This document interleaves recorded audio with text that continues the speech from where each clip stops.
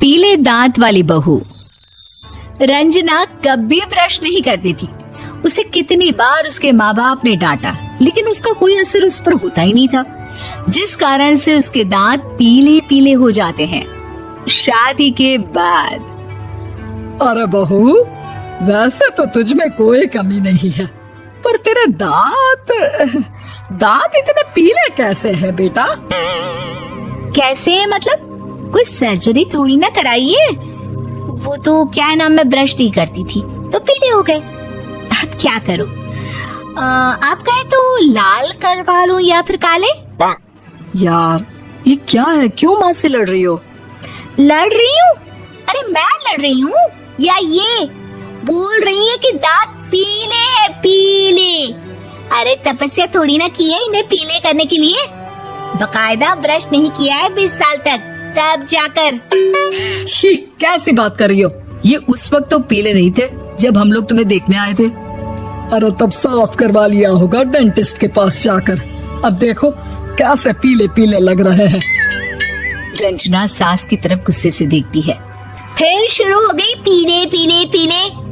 अरे पीले तो तब भी थे जब मेरे हाथ का रसगुल्ला उड़ा उड़ा कर खा रही थी और बोल रही थी, लड़की नहीं गुणों का खजाना दे रहे भाई साहब आप। खैर, अब वो लोग करते भी तो क्या करते, पीले दांत वाली बहू पल्ले पड़ी थी तो झेलना तो था ही। एक दिन कीर्तन में रंजना गाना गा रही थी। अरे कमला बहन, माँ का द्वार है, यहाँ तो सब शुद्ध होकर आते हैं, फिर अपनी बहू को ब्रश भी नहीं करवाती तुम। दूर से पीले पीले दांत भक्ति में बाधा उत्पन्न कर रहे हैं। अरे कोई 2 साल के बच्ची थोड़ी ना लेकर आई हूँ मैं बहू बनाकर। अच्छी खासी लड़की है, अरे कैसे करवाऊं ब्रश? ये तो उसे खुद करना चाहिए ना। अब माँ बाप तो इसके जैसे तैसे निपटा दिए, ये नहीं सोचा कि सास कैसे संभालेगी। सास बहू को लेकर घर आ जाती है, लेकिन सोच लेती है कि अब इसे लेकर कहीं नहीं जाएगी। अगले रोज बहू कहती है, अरे क्या हो गया, मंदिर नहीं जाना क्या? कीर्तन का वक्त हो रहा है। मेरी मधुर वाणी से कान्हा जी जागते हैं और सोते हैं। आप तो जानती है ना उनकी भक्ति में कितना मन लगता है मेरा। वो क्या है ना, तबीयत ठीक नहीं लग रही है मेरी, आराम करूंगी मैं। तबीयत ठीक नहीं लग रही? अभी तो मिथुन के गाने पर नाच रही थी आप, और अब बोल रही है कि तबीयत ठीक नहीं लग रही। अरे भक्ति में मन लगा लो सासू माँ, ऊपर जाना है, क्या मुंह दिखाओगी आप? हाँ? सास को बहू की बात पर गुस्सा आ जाता है।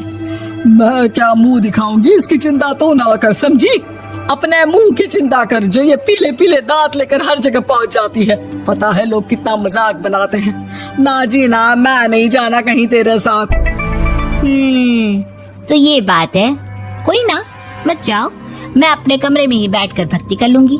ऊपर वाला दांत थोड़ी ना देखता है, मन देखता है, भावना देखता है। और अरे बस बस, तू सब कुछ दिखा, बस ये सफेद चमकदार दांत ना दिखाना किसी को, है? जा यहाँ से। बहू को सास की बात का कोई फर्क नहीं पड़ता, वो तो जैसी थी वैसी ही रह जाती है। सुबह नहाकर किचन में खाना बनाना, फिर खाना खाना, कीर्तन भजन करना और सो जाना। एक दिन, माँ जी मैं सहेली के घर जा रही हूँ, शाम को लेट आऊंगी। हाँ हाँ तो जाना, मैंने कौन सा तेरी आरती करनी है घर पर बैठकर। रंजना सहेली के घर जाती है, जहाँ वो पार्टी में जाने की तैयारी कर रही होती है। अरे शिखा, कहाँ जाने की तैयारी कर रही है? मैं गलत वक्त पर आ गई क्या? अरे नहीं यार, उल्टा सही वक्त पर आई है। मैंने ये साड़ी और ज्वेलरी निकाली है यार, शाम को इनके ऑफिस की एक पार्टी में जाना है। बताना कैसा लग रहा है ये सब? नहीं यार, इस ड्रेस के साथ तो वो वाली ज्वेलरी अच्छी लगेगी। हाँ हाँ सही बोल रही है, मैंने ध्यान ही नहीं दिया।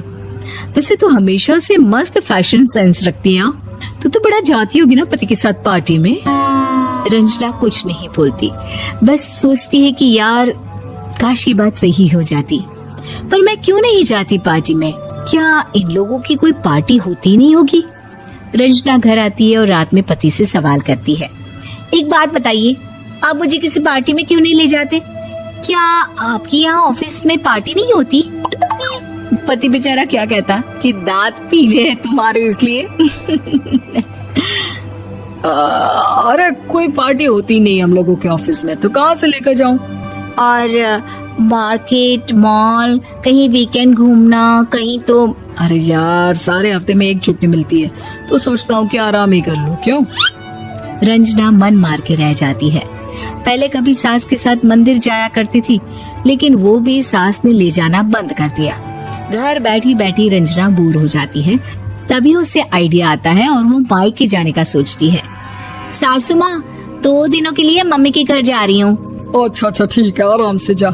और हाँ, माँ से कुछ अच्छी आदत सीख कर आना कि कैसे शरीर के हर भाग की तरह दांतों की सफाई भी जरूरी होती है, समझी? शुरू हो गई ना आप। वो लोग आपकी तरह नहीं है कि छोटी छोटी बात का बतंगड़ बना दे। उन लोगों के लिए मैं मायने रखती हूँ, ना कि मेरे पीले पीले दांत। रंजना माँ को बिना बताए उन लोगों को सरप्राइज देती है, लेकिन जैसे ही वो दरवाजे पर पहुंचती है, अंदर देखती है कि घर वाले कहीं जा रहे होते हैं।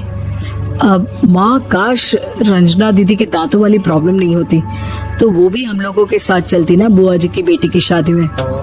हाँ बेटा, लेकिन अब उसे कौन समझाए कि उसको उसके पीले दांत नहीं दिखते, लेकिन उसके आसपास के लोगों को कितना एम्बैरेसिंग फील कराते हैं।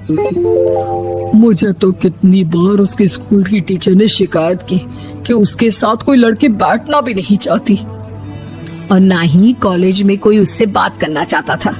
लेकिन पता नहीं क्यों उसे ये बात समझ में ही नहीं आती। कोई कमी नहीं है उस लड़की में, बस यही कि दांत पीले हैं।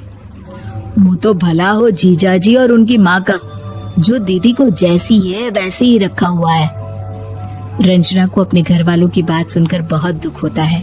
वो सोचती है कि वो क्या करे, लेकिन फिर वो सीधा डेंटिस्ट के पास जाती है, अपने दांत चमकाती है और कसम खाती है कि वो रोज ब्रश करेगी। अरे क्या हो गया? तुम तो 2 दिनों के लिए गई थी ना, पर कोई ना, अच्छा है, चलो आ गई तो। रंजना सास के सामने आकर खड़ी हो जाती है और पूरी स्माइल करती है, उसके चमकदार दांतों को दिखाती हुई। हैं? चले मंदिर। माँ, मुझे माफ कर दीजिए, मैंने आप लोगों को बहुत एम्बैरेसिंग फील करवाया। मैं आज से रोज ब्रश करूंगी।